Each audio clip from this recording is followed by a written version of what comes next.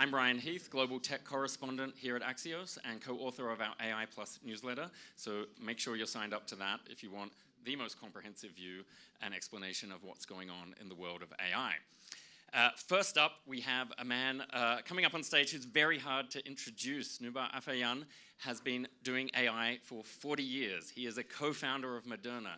He is now heading up Flagship Pioneering, which is shepherding 40 of the most innovative biotech and AI companies that you could possibly imagine in the world. So we have a lot to dig into. Noubar, welcome to the stage.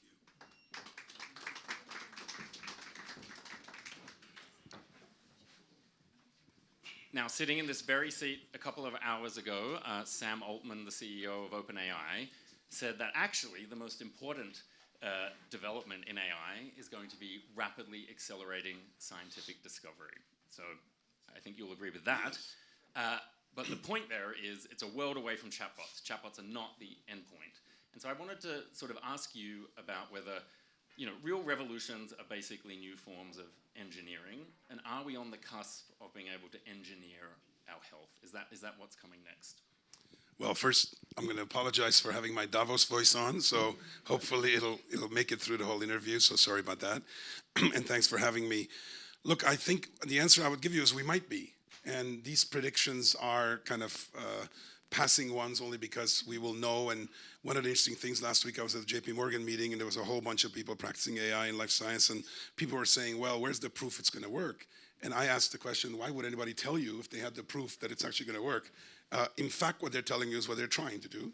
But I think over time, the data will accumulate. I have no doubt that AI tools, the more generative versions, will have a special role in science, in particular life science, and I'm happy to describe why. And I think it's as much to enable engineering, and that is kind of making new things, as it is to try to understand the complex system that humans have always struggled understanding. Because we basically know very little about our brains. That's why we're struggling to simulate them. And is the upshot that we're going to have longer, healthier lives? Is that really the goal of what your companies are working towards? For us, that's not been a goal. I think that may be a result. I think that there is a difference between people's obsession about lifespan and what is, I think, much more worthy, which is health span. And I think that long before we increase lifespan, we should attempt to offer health span across the world.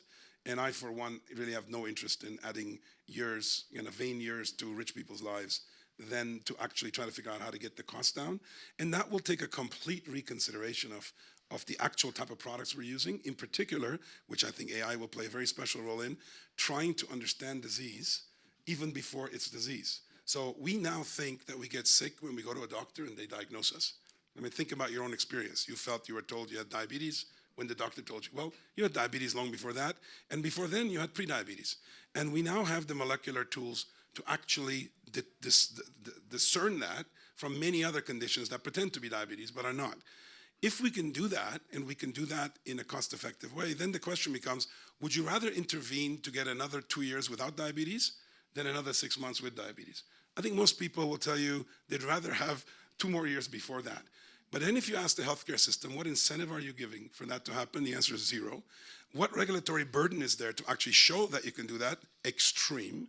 And so it doesn't happen. And so I think somehow with AI, we may be able to take the data we have and from there create patterns that will demonstrate that this is viable digitally before we actually are allowed to try it in humans. But it's a really interesting notion. I think at the end of the day, it's health span that is affordable. That will be a long-term goal, but all these tools will help in that direction. So there's there's two elements in a way. There is the predicting of conditions, and then there is the development of treatments for those conditions, and then there is the how of getting there. One of the things I wrote about recently that you gave me very good insights on was the development of automated labs with co-pilots, where AI essentially is enabling a lot of parallel processes and a much speeded up sort of process of discovery. Tell us what you're most excited about in that process and how you apply it within the Flagship portfolio of companies. Well, it's every aspect of the scientific method, I think, will be somewhat challenged by or enabled by these new approaches. By the way, just like computing in general entered into the fray in every aspect. I mean, when I started, the very first company I started was a tools company, and our instruments were managed by mini computers. Literally, the controller was a mini computer. And then PCs came along, and it was a major breakthrough that we actually introduced an instrument, a mass spectrometer, with a PC. Now I'm dating myself back to the mid-'80s or late '80s. Well, that is happening now in spades. So the scientific method is you're supposed to create hypotheses.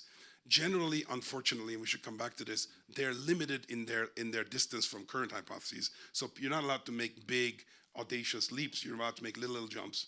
And you do them all one by one. And you do them all, exactly. So you do one by one, you create some hypotheses, you then create an experimental method that's trying to falsify the hypothesis, if you're doing it scientifically rigorously. You then run the experiment, and it tells you whether it's falsified or not. And based on what you learn, you might offer an iteration of that hypothesis until you either make a discovery or do something different. In that regard, I think hypothesis generation can be trained for with some version of algorithms. Certainly, the most recent large language model things we are using to train to do these types of things. The conversion into an experimental protocol, instrument by instrument, which is very, very different languages, very different worlds, because these techniques, that will be impacted. The data analytics already has been impacted by wave after wave of machine learning tools in biotech. Probably you can trace exactly where the error occurred. Well, error or what the pattern is, or what to, and then creating a new. So I do think that we are definitely boldly all going to get into trying to see just how much you can do. Now, as you said, the advantage of doing it in this way is not automation per se, it's parallelization. So if you can actually have 50 hypotheses that you're actually, in fact, condensing into more efficient experiments that might give you answers to 7 of them, as opposed to just 1 of them. Once you get into animals, that matters. Once you get into humans, that matters, interestingly, as well. So all of that is ahead. It seems like a fantasy. Everything seems like a fantasy before it's reality. So don't kid yourself that you can predict when it converts. I think we just have to run the experiment. And there's a lot of us that are trying to do it. And the interesting thing for us is that we don't have to get it to work for everything. We just have to get it to work for a few things to learn and then expand. Indeed. Now, we're Axios, so we love a yes but in all of our conversations.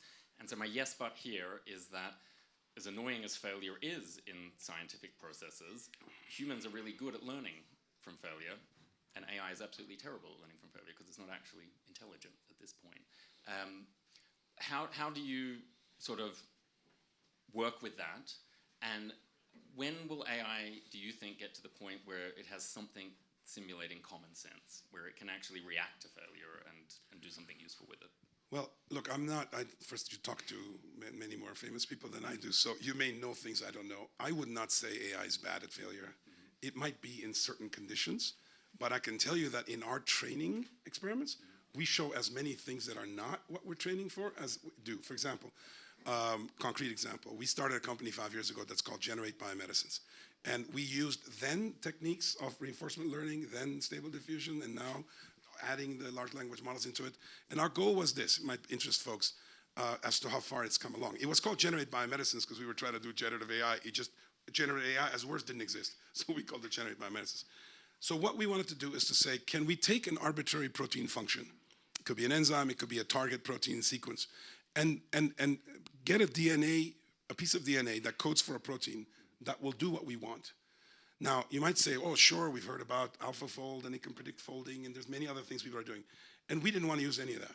What we wanted to do is to create correspondence between function, the job we want, and the underlying DNA sequence. The training set for that, so for example, we had to teach the system what is a human protein. Well, we can feed it all the human proteins, but if you stop at that, your algorithm knows what a human protein is. We can also feed it all proteins that are not human proteins, and it now will know what a human protein is not.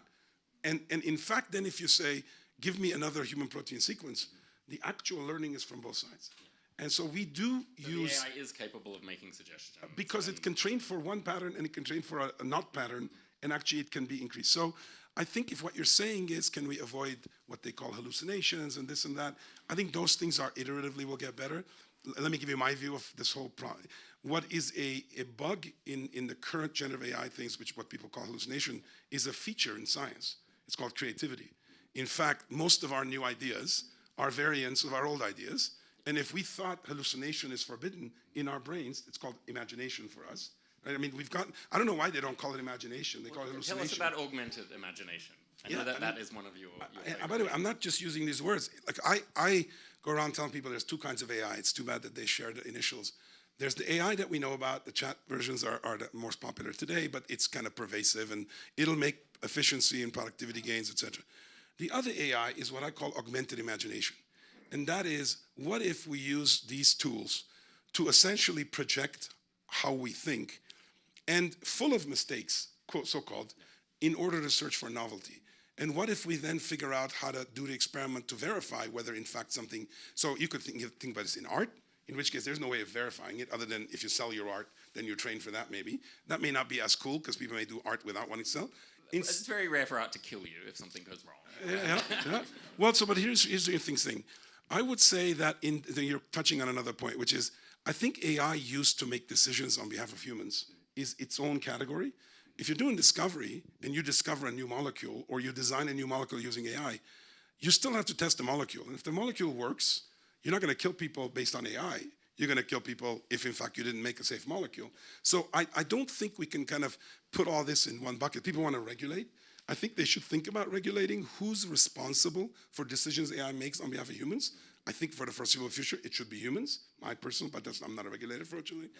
In science, just let the AI come up with a creative solution, try it, and if the experiment shows it, you're relying on the same thing that you would have done with science without AI. Yeah, and surely what matters is regulating the outcome.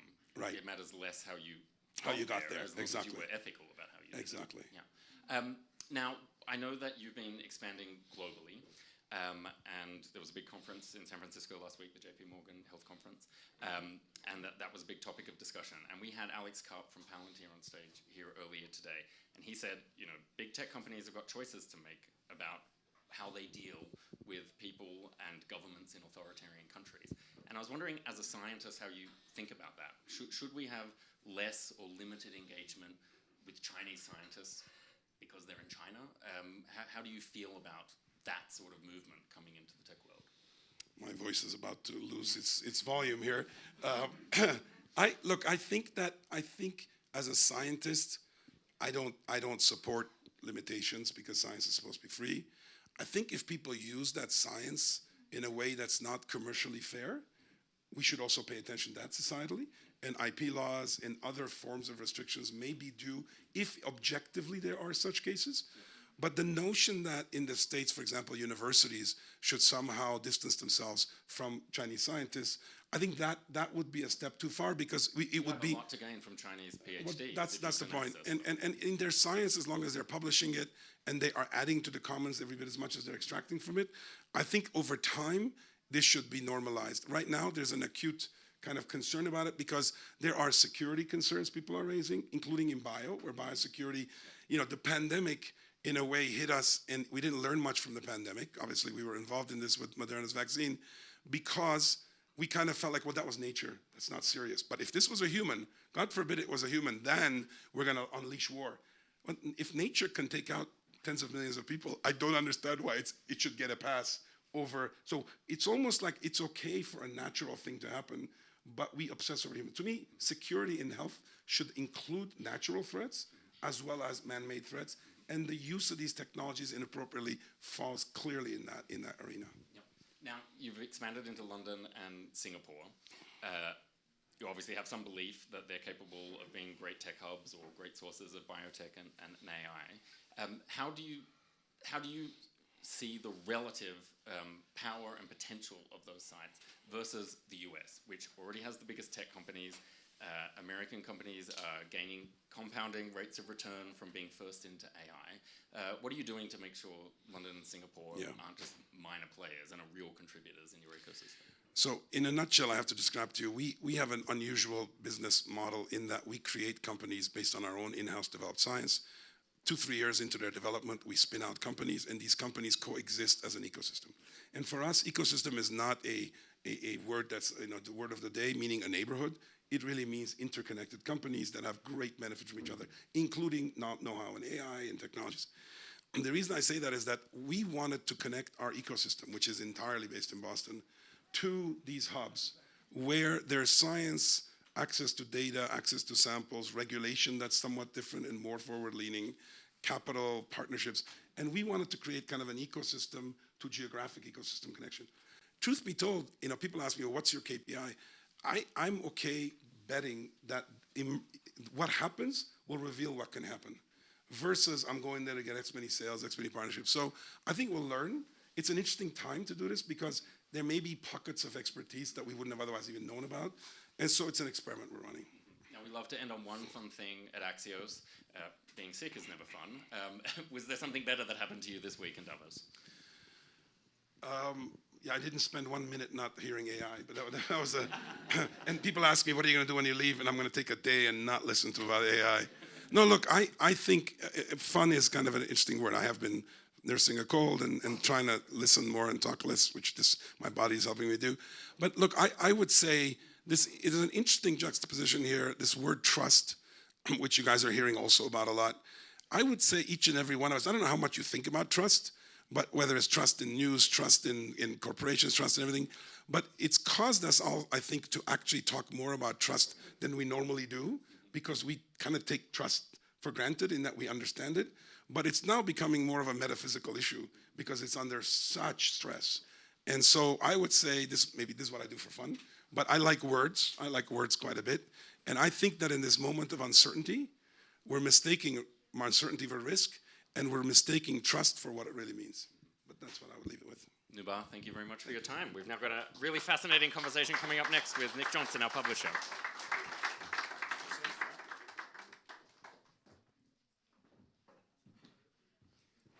Thank you, Ryan. Good evening. I'm Nicholas Johnson. I'm the publisher of Axios. We have had a tremendous week here. We're in the home stretch of some really exciting conversations. We've had a great time. And of course, nothing we do here at Axios House would be possible without our partners. And so I'm really grateful for WorldQuant tonight for making today possible and this very interesting conversation. And so I'd love to welcome, as my view from the top guest, the CEO, chairman, founder, and head of research at WorldQuant, Igor Cholsinski. Igor, welcome to Axios House. Good evening. Thanks for being here. So let's start big picture. When we're talking about AI and predictive technologies here, this is not something you're new to. You've been thinking about this for a while. So maybe give us some perspective on how this conversation has changed just in the past year. Well, the past year has seen so much progress, right, in large language models, in the acceptance of AI. That's a big factor too. Everybody now accepts that that's the future, and we're here having a whole conference about nothing but that. The speed of the language models has gone exponential. The number of language models has gone exponential. Other technologies also are keeping, close, maybe second place, and all kinds of things are happening at the same time. And ultimately, right, it all comes down to data, and data has also been growing exponentially. I'll just start listing all the things that are growing exponentially or growing down exponentially.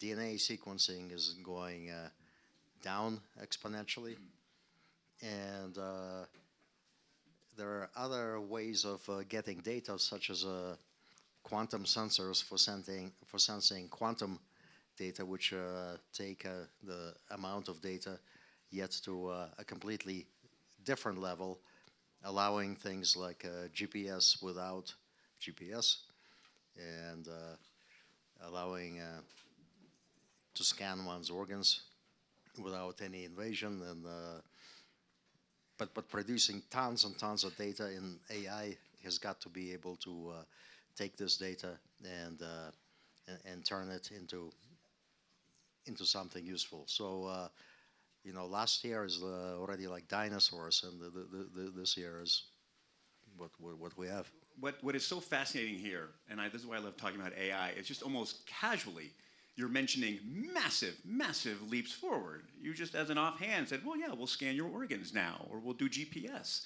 without GPS, or the sequencing. Like, these are massive things. I wonder, let's put your predictive hat on, knowing that these massive changes are coming. What are the sectors that you think are most impacted? by this? Where is change going to happen first, you think? First, the change happens in business and finance. That's kind of the flow. It always goes. Then you see it in healthcare. There's so much uncharted territory and opportunities and declining costs. Then you see it in media, marketing, and advertising, making films without actors, and doing marketing campaigns, in the ways that thought of by AI and not by people. Then, of course, there's technology. It's really hard to get to a sector that's not affected. But I think one way to think about it is the sectors where there's most money but least regulation are the ones that are going to change the fastest. I almost was hearing the list here like no one is safe. And of course, I was hoping you wouldn't mention media, and you did. So, okay, well, they're coming for me as well. Let's talk about another sector I know you're interested in with WorldQuant University. How will these technologies impact education? Well, every year there's more and more information to learn, right? And how do we teach this exponentially increasing amount of information to people? How do you teach AI, for example? And the answer seems to be almost that AI has to be able to teach itself to be viable, and it can teach itself. You can ask ChatGPT, teach me yourself, and it'll do a decent job. And as these breakthroughs keep happening, we need to pretty much automate generation of classes and still have people involved, but do it in such a way that we can keep up with the incredible pace of change in what we have to learn. And eventually we're gonna get to a point where how much we have to learn every year is more than we can learn. And then you don't need people anymore? And then, I don't know, maybe we'll say back a grade and do it over. But I'd love to come back on how you're talking about like the relationship between people and AI. I think one of the animating things here in Davos around the world is the anxiety people have of like, will AI come and replace me or get me out of a work? How do you think about that relationship and how we maybe even have to train or educate people to use AI as tools and not be anxious about that? Well, yes, AI is a tool, and as powerful as it is, if you don't like what it's doing, go to your power outlet and unplug it, and that's going to be the end of it. Maybe it'll learn to plug itself back in. Eventually, then you're in trouble. AI is a thing.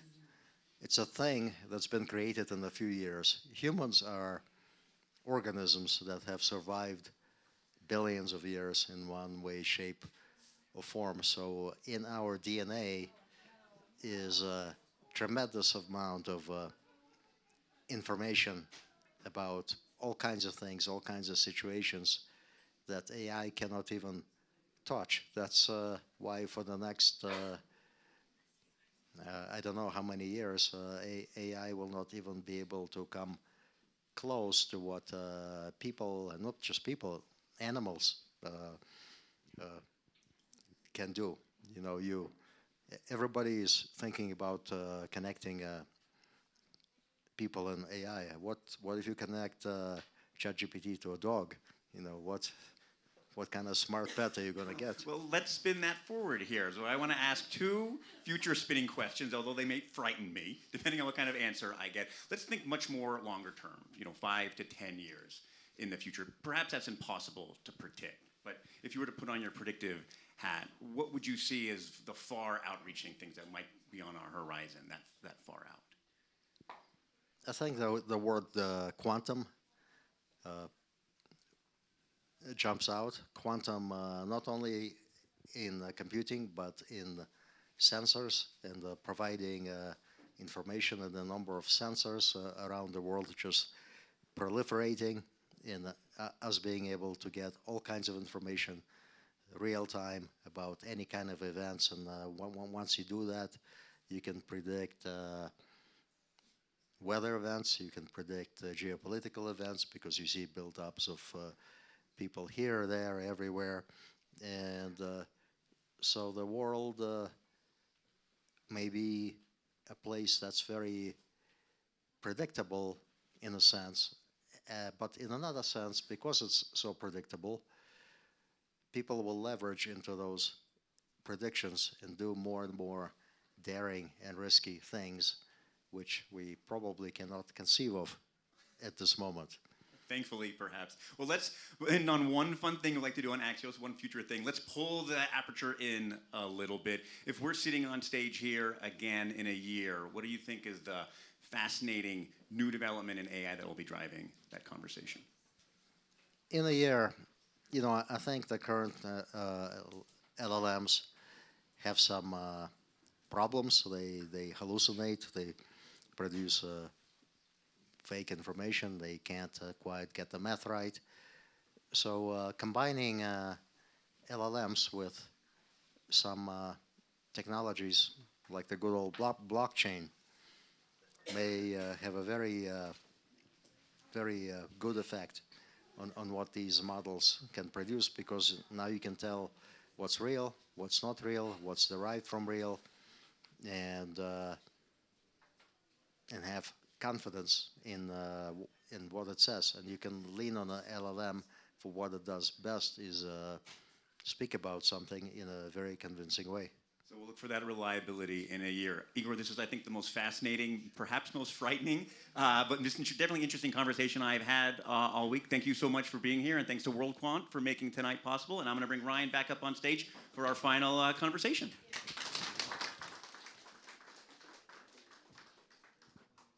Thank you, Nick. Thank you, Igor. I'm now welcoming up onto the stage Laura Nowinski, who is the Deputy Chair and the Chief Operating Officer of KPMG. And we're going to dive into some new data, some of the practice of AI, not just the talking of AI. But where I wanted to kick off the conversation was the importance of diverse perspectives and diverse data in AI, in particular women and their role in advancing AI that we can trust and that actually works and that actually represents our society. And I know that you've been involved in some of that this week. Tell us a bit more about what you've been doing. Well, indeed, we have. I actually came just from a session on when tackling the issue of trust, trust in the inputs as well as trust in how we're using AI, what women are bringing, what all sorts of diverse perspectives can do for us is to create dialogue, it's to create challenge, it's to speed up sometimes, it's to slow down sometimes, and to really put a thoughtful wrapper on some of the hard questions that we're asking about how do we use it, how do we test the ethical use, the trusted use of AI. And have you found, and you don't need to tell any secrets about individual clients, but KPMG has a lot of clients. Yes. Have you found them to be responsive to these concerns that if you put bad data in that doesn't represent everybody, that you're not going to help your clients, your end customers, and there are other big social problems? So I will tell you, very practically speaking, our clients are number one concerned about whether their data is ready for the AI uses that they have to put on top of it. So data integrity, data hygiene, data architecture, data governance, all sorts of trust and issues around that. So that is an absolute concern. And then having an ethical framework and not really wanting to open up their exploration, their innovation, and then their explosion of use in AI throughout their organizations without having a proper ethical framework in place and controls in place. And so we are good at that. We bring that capability certainly to bear. And I will say, helping clients be on a highway with guardrails, not on a gravel road with speed bumps when it comes to AI and safely using AI. That's our mission. Yeah. And I think a lot of them feel they are on a gravel road at the moment. So I think they're glad you're there. Yes. But one of the ways that you can be better for your clients is by doing it yourself. Yes. And I know that you've invested a lot in getting your whole workforce to be using generative AI. And that is unusual because Yes. most organizations are not doing that. So what are some of the lessons you've learned from that process about how to skill people and enthuse people and actually get these things moving inside an organization? Yes, so we have absolutely taken on the very early pounding on the table demand from our people. We want to use it. We want to use it safely. We have clients. We can't go out public space and use this. And so creating safe space. We did that first to really satisfy not us telling them they needed to, but the demand from our people to use it. Second was the encouragement phase. And the encouragement phase was about providing absolutely training and education, talking about it constantly, talking about the firm's investment, talking about the future, talking about career growth. And we do talk with our people about growing their careers constantly. Prior to AI, prior to any disruptive technology, we are about a place where people can grow their careers. This is another space and place for that. And so encouragement. There is also expectation setting now because we have certain capabilities we just are not delivering without use of. When we've been investing in AI for years, AI in our audits and how we deliver our audits, large data sets, challenging the data sets, putting derivative decision making and risk, assessment into. So we've been bringing people along in AI tools. Putting Gen AI on top of that is an absolute natural step, and so it's become a requirement of many of the jobs that folks are sleeves rolled up and learning how to do it. And I loved hearing this notion of that. I was at a lunch and academics were there, and I have just a quick story if I could tell about that. I love stories. So I talked to 800 interns who were joining KPMG about 2 weeks ago for their winter internship. And I was talking a bit from a stage about our expectations of them when it comes to using this tool and what we've done to make it available, where they would find it, where it would be showing up in their everyday during their 3-month internship. And a couple of them actually grabbed a mic and asked the question, how will we know how? How will we know how? And so I loved the answer that we should expect generative AI to be, it is a tool set that is quite easy to pick up and start using, as most of you, I'm sure, have experienced. And so puzzling in the back of my head is this question why this 20-year-old was asking me, how will we know? How? So after it was over, 30, 40, 50 of the interns were lining up to have a conversation with me about how they were forbidden, discouraged, challenged about their use of generative AI on campus and with professors and teachers. So fast forward to Davos, I was sitting at lunch and there were academics at the table, and I shared this story and asked what was up, and I got the same answer, which was we don't know how to teach it. So how do we teach it in order to allow use of it? And somebody else at the table challenged me. I said, well, that's just appalling. You need to figure that out and open up the floodgates for the students here. And the guy across the table said, when you took your CPA exam, did you get, of the generation that the answer is no. When you took the CPA exam, did you use a calculator? And the answer was no. Back then, they said if you can't do the math by hand, you can't be an accountant, right? So the point is, these tools are coming along. Students are going to be learning how to use them. But in this moment, interestingly, they're not. They're learning at their employers, except we're finding they're starting to use them in their personal lives. Have you found ways to measure or test for incoming employees what their skills are with AI, or is that the next step? Yeah. You'll need that as a requirement before you get in the door? We won't so much test them on their way in, but we will challenge, like I just did, we will challenge the schools that we work with, the suppliers of early talent with how is it showing up in your curriculum? Where are you taking AI in your student journey?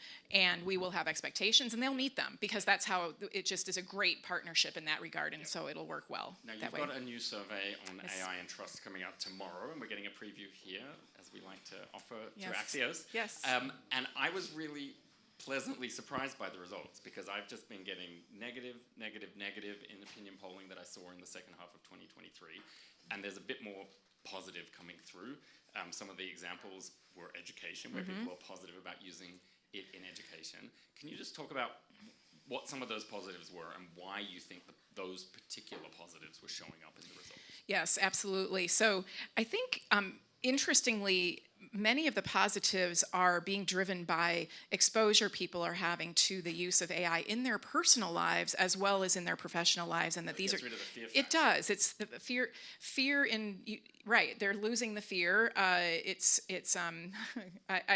I love the notion of, we, again, at this women's event that I was at just a few minutes ago, that I'm going to have a personal assistant that will be my menu planner, my clothing acquisition, that I'm going to have a lot of personal assistants and in my life, in my personal life, and it's going to come through interesting applications of GPT. So people are using it. So our survey says people are using it in their personal lives. It's unlocking potential, their idea of potential in their professional lives, and that's really good for all of us. And uses in health came up as the most useful, and I wondered if there was much of a distinction between useful and trusted, or maybe it's that people have the fear with health, but they also, if we can get it working, they really see the point because they do want to be healthy. Yeah, it's very interesting. The survey said that people are having a hard time trusting any single institution with the notion of the use of generative AI and AI, but that the notion of becoming more trusted is within reach. They can see that